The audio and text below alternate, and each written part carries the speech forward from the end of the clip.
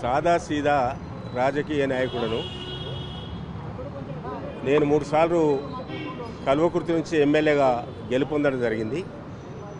మా కల్వకుర్తి ప్రజల ఆశీస్సులతోటి దీవెనలతోటి మా కల్వకుర్తి ప్రాంతానికి సేవ చేసే భాగ్యం కల్పించారు.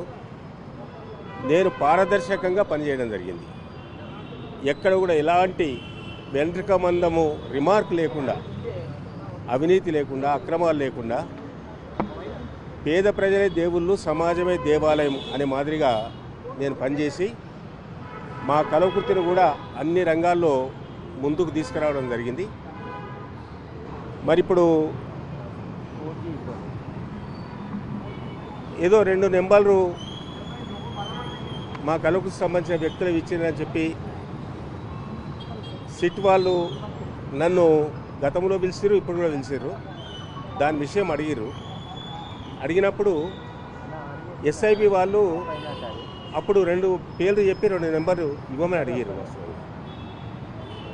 అప్పుడు 2 పేర్లు 2 నెంబర్లు నా ఫోన్ నుంచి మా పిఏ ఫోన్ నుంచి కూడా పంపించడం జరిగింది. అది ఎందుకొరకు అడిగారు, ఎందుకొరకు తీసుకున్నారు, దానికి మాకు సంబంధమే లేదు.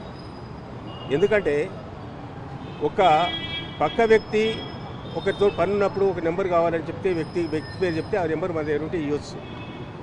కానీ ప్రభుత్వంలో ఉన్నటువంటి అధికారులు అడిగినప్పుడు వాళ్ళు మరి ఆ నెంబర్ల గురించి వాళ్ళకి ఏం సమాచారం ఉంది, ఎందుకు అడిగిరు, మరి ఆ నెంబర్లతోటి వారికి ఏం పని ఉంది మాకు తెలియదు వాస్తవంగా.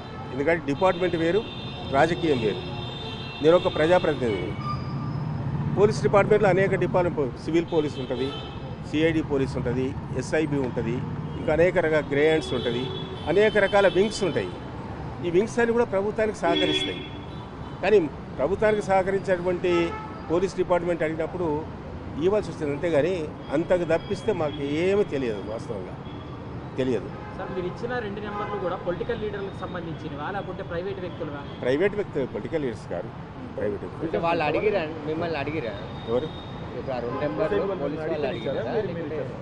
పోలీస్ వాళ్ళంటే ఎస్ఐబి వాళ్ళు అడిగారు. తిరుపతి అని అడిగాడు, తిరుపతికి ఇచ్చినాం. దానిపైన క్లారిటీ ఇచ్చారా మీరు? ఇచ్చాను కదా, మా చెప్పినాం కదా. ఈరోజు అడిగారు ఎందుకొరకు ఇచ్చారు, దేని రమ్మని చెప్పారు. కానీ ఎందుకొరకు ఇచ్చారు, ఎందుకొరకు ఇచ్చారంటే మాకు తెలియదు. వాళ్ళు అడిగారు, ఫోన్ చేసారు, అడిగారు, ఇచ్చినాం. అది మా కాన్స్టిట్యూన్సీలో కాబట్టి 2 పేర్లు చెప్పారు, 2 నెంబర్లు ఇచ్చాము. దాని తర్వాత పరిణామాలు మాకు తెలియదు. గవర్నమెంట్ ఏం జరుగుతుంది, పోలీసులు ఏం జరుగుతుంది, సిట్లు ఏం జరుగుతుంది, సిఐలు ఏం జరుగుతుంది, గ్రే హ్యాండ్స్ ఏం జరుగుతుంది, మాకేం తెలుస్తుంది? ఇప్పుడు ప్రభుత్వంలో ఇవన్నీ అంతర్భాగం. పోలీస్ డిపార్ట్మెంట్ కానీ మిగతా డిపార్ట్మెంట్ కానీ అంతర్భాగం. అది ప్రభుత్వానికి సంబంధించి అధికారులకు సంబంధించిన విషయం.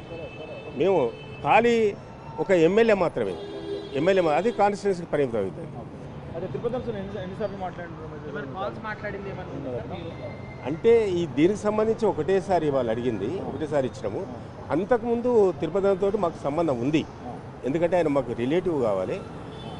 2-3 పంచాయతీల్లో కూర్చొని కూడా పంచాయతీ కూడా తెంపడం జరిగింది. నేను తిరుపతిలో కూర్చొని మాట్లాడి తెంపడం కూడా జరిగింది. భార్యాభర్త పంచాయతీ కూడా తెంపడం జరిగింది. ఆ విధంగా మా బంధువులకు సంబంధించిన తెంపడం జరిగింది, ఆ పరిష్కారం చేయడం జరిగింది. అదే సంబంధాలు కానీ వేరే సంబంధాలు లేవు.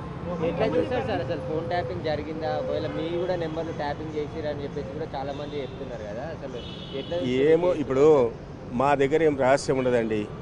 మా దగ్గర అక్రమాలు ఉండదు, అవినీతి ఉండదు. చాలా మేము సిన్సియర్గా, ట్రాన్స్పరెన్సీగా, పారదర్శిగా పనిచేసే ఒక ఎమ్మెల్యే. నీతి నిజంగా మాకు 40 సంవత్సరాల రాజకీయ జీవితంలో ఇక్కడ వెంట్రుకమందం కూడా రిమార్క్ లేదు. వాళ్ళు నా ఫోన్ అడిగారు, వీళ్ళు సిట్ వాళ్ళు. నా ఫోన్ కూడా ఇచ్చేసినా, చూసుకోండి నా ఫోన్లో ఏముందో. ఇంతకుముందే ఇచ్చేసిన, అడిగినప్పుడే ఇచ్చేసిన. పెద్ద ఫోన్, ఐఫోన్. ఆ కోర్టుకు సబ్మిట్ చేసిన వాళ్ళు ఇస్తామని చెప్పింది.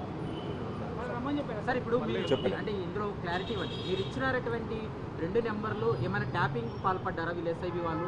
ఆ అంశాన్ని ఏమని చెప్పారా మీకు విచారణలో? చెప్పలే, నాకేం చెప్పలే. ట్యాపింగ్ పాల్పడ్డారా, ఏం చేశారని మాకు చెప్పలే.